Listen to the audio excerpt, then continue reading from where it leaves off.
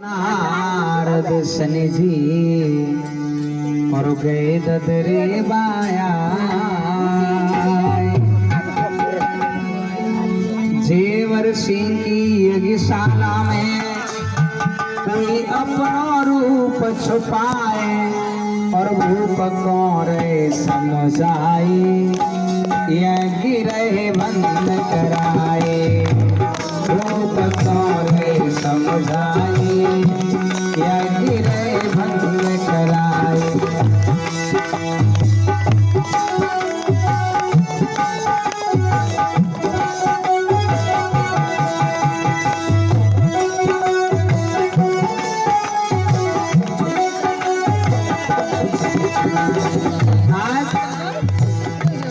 नारद मुनि और शनिदेव चले आ जाते हैं राजा जेवर सिंह जहाँ यज्ञ कर रहे हैं।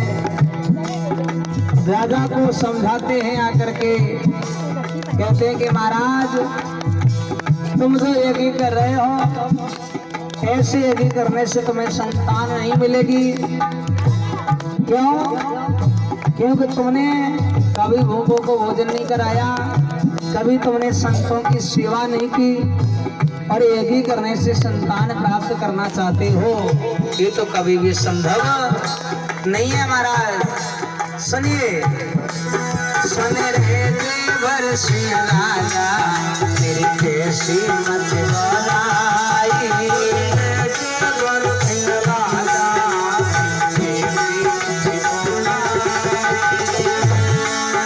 और पुत्र रतन की खातिर मैंने काहे को यज्ञ कराई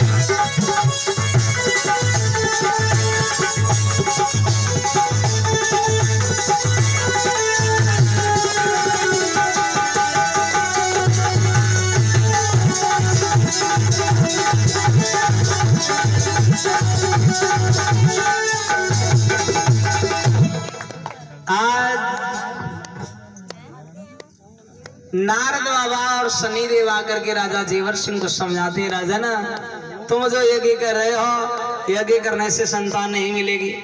अच्छा भैया गजब हो गया भाई, विचार करके देखो, जहाँ यज्ञ चल रहा हो काफी ज्ञानी ब्राह्मण विद्वान जहाँ बैठे हो, यज्ञ के जहाँ जयकारे लगाए जा रहे हो और वहां दो ब्राह्मण जाके कहने लगेंगे तुम जो कर रहे इससे कुछ होगा नहीं, तो भाई राजा जेवर सिंह खड़े हो गए।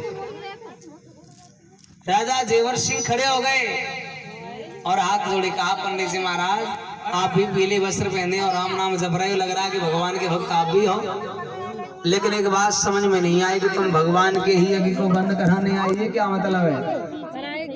अच्छा, नारद बाबा ने एक बार फिर से कह दिया कि हम सच कहते हैं तुम्हें यज्ञ करने से संतान नहीं मिलेगी।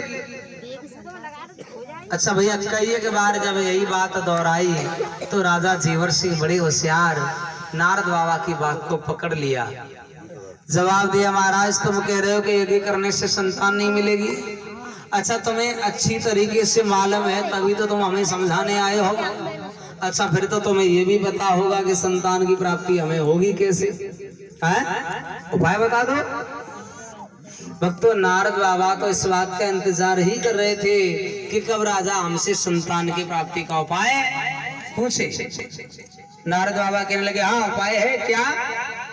जवाब दिया, उपाय ये है तुम जो यज्ञ कर रहे हो इसे बंद कर दो और महायोगी शिव अवतारी गुरु गोरखनाथ भगवान के नाम की ज्योति जगाना प्रारंभ करो। और जैसे भैया गोरखनाथ जी का नाम सुना राजा ने एकदम से हाथ जोड़े कहा, पंडित जी महाराज मैं समझ गया तुम मुझे पागल बनाने आए हो, नए नए आए हो, नए भगवान को लाए। अच्छा, राजा जेवर सिंह ने ये बात क्यों कही? ध्यान दें, राजा जेवर सिंह ने इसलिए कहा क्योंकि राजा जेवर सिंह ने उस समय पहली बार गोरखनाथ जी का नाम सुना था, उससे पहले कभी नहीं। हाथ जोड़े कहा, पंडित जी महाराज आप कह रहे हो गोरखनाथ भगवान के नाम की ज्योति जगाओ। अरे मैंने आज तक राम को सुना है, कृष्ण को सुना, भोलेनाथ जी को सुना, बजरंगबली को सुना, लेकिन ये गोरखनाथ जी कौन है इनका तो मैंने अब तक नाम ही नहीं सुना है। और जब मैंने इनका अब तक नाम नहीं सुना है तो मुझे विश्वास कैसे होगा इनके नाम की ज्योति जगाने से अरे हमें कुछ मिलेगा या नहीं। विश्वास तो कराओ। नारद बाबा समझ गए और कहने लगे ठीक है राजन, तुम गोरखनाथ जी के बारे में नहीं जानते हो तो हम तुम्हें बताएंगे गोरखनाथ जी कौन है। तो भैया ध्यान दें, यहीं से गुरु गोरक्षनाथ भगवान की साप्ताहिक कथा प्रारंभ होती है। जो जारवीर महाराज के 7 दिन 9 दिन की जो कथा होती है ना, वो यहीं से प्रारंभ होती है। क्यों होती है? क्योंकि राजा जेवर सिंह पूछ रहे तुम हमें गोरखनाथ